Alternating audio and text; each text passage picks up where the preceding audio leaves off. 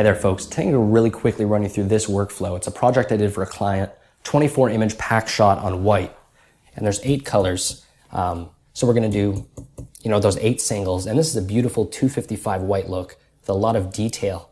And here it is with the applicator out. We're going to get 8 of these as well. And these are really fun, and we're getting a lot of command in the studio for retaining edge detail and getting this on pure white, which clients love, and I'm always confident handing in these images. Some more cool colors there. And guys, we'll get some swatches at the end, and I'll pin the behind the scenes images in the pinned comment if you're watching this on YouTube, so enjoy those. Now guys, I have made a video before. It's how to photograph a high-end boutique look in cosmetic photography. And that's more of an editing heavy episode. Today I'm just gonna quickly break this down, because when you're photographing a total project of catalog work, you really do want to minimize your work in post and make sure you have an integral setup. So check this out.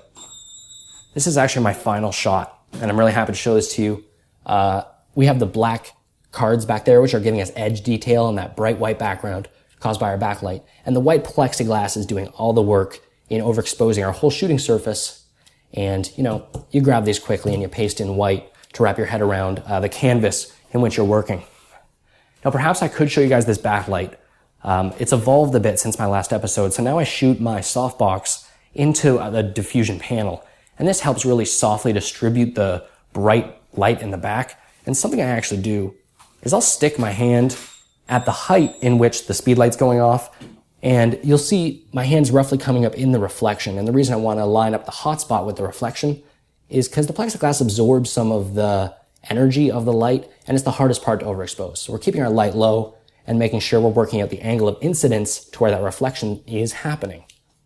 So this is a really nice shot. And we have a good gradient on the side, but not too much of a gradient. The reflector's lifting up the shadows, and the brand is nice and centered. Now I would zoom in and take multiple shots tethering to make sure that is really straight. For educational purposes, this is good enough. I already shot these in real life.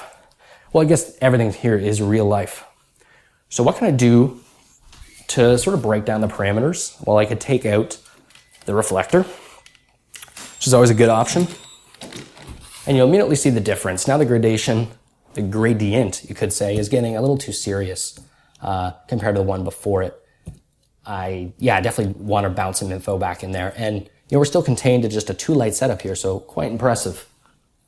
Now if I do take out one of these black cards, you'll see the negative consequence of just free riding it without some blocking element in there. And it's really coming down to the edge retention. And when you're cranking the white point up to make sure this is on catalog 255 white, it's important to have really a solid shadows, nothing sort of in between wishy-washy, because that can just get eaten up in your raw conversion if you are pumping up the whites. So this looks nice. How about I turn off our backlight? And we'll see a fairly significant change happen, obviously. You could use black plexiglass, by the way, folks. I am on white plexi. And wow, what a difference, eh? So we see everything just kind of collapse. And you can cut your items out in Photoshop, but notice the sort of transparent nature of the sides really sells it when it is on a white background. And like I said, in catalog work, forget cutting all this stuff out. This is going to end up being 24 images. We definitely want to get it right in camera, or as close as possible. I will apply a little gradient here on the reflection at the end, just so we have a perimeter of 255 white.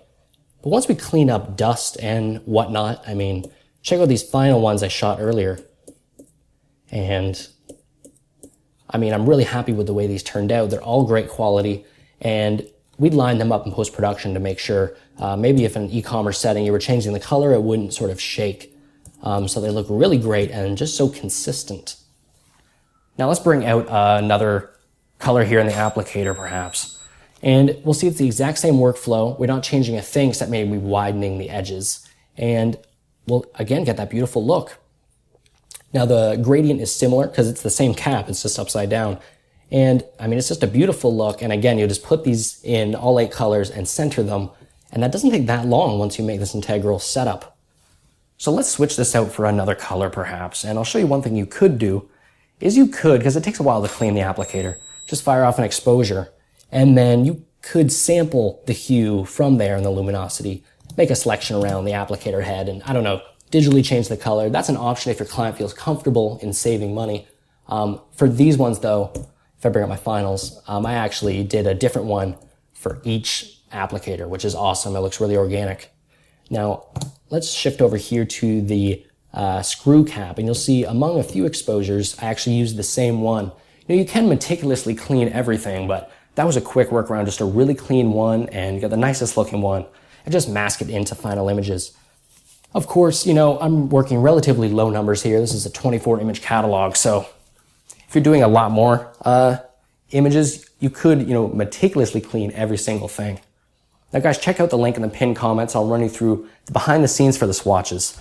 I had a lot of fun with these. We'll zoom in, and a lot of cool looks, and this is a nice little additional thing to add into your package you deliver to a client. It's so fun online, and it just makes everything look good, and you can really line up the colors perfectly using digital tools. So no behind the scenes Photoshop for this one, guys. It's relatively simple. Make sure to stay tuned. I have a lot more episodes on the way, and have a beautiful evening. Take care.